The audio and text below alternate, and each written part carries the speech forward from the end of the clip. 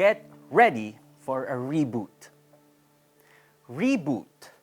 Usong-uso yan sa movie industry kung saan ay maaaring i-resurrect ang isang box office hit o critically acclaimed film at bigyan ito ng fresh perspective for cultural relevance. Or maybe to correct some mistakes in the storyline of the original production. Nariyan din ang career reboot. Maybe you have retired pero na-convert mo ang iyong side hustle to a full-time business.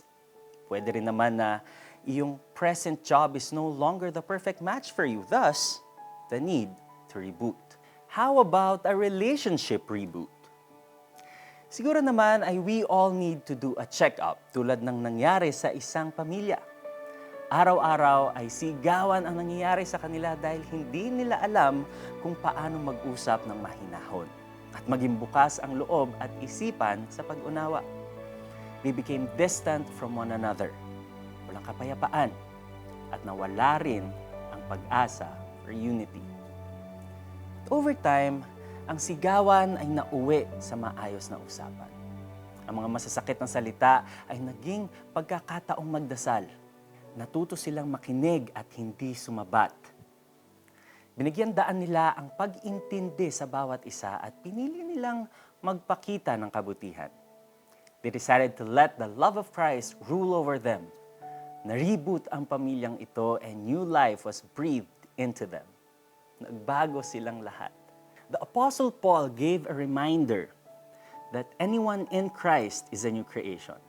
In short, na-reboot na. And we have to intentionally live a spirit-filled life, living peaceably with everyone. Pero ang challenge of self-reflection ay hindi lamang para sa mga alagad ni Jesus, kundi para sa lahat. Itanong mo sa iyong sarili, what is my role sa gulong ito? Ano ang pwede kong baguhin sa aking sarili? Pagkatapos, hingin ang kapatawaran ng Panginoon at sabihin ito. Isang pusong tapat sa aking likhain. Bigyan mo, O Diyos, ng bagong damdamin. Sana ay ma-reboot ka rin. Let's pray. Your grace and mercy, O Lord, is what I need to learn and practice.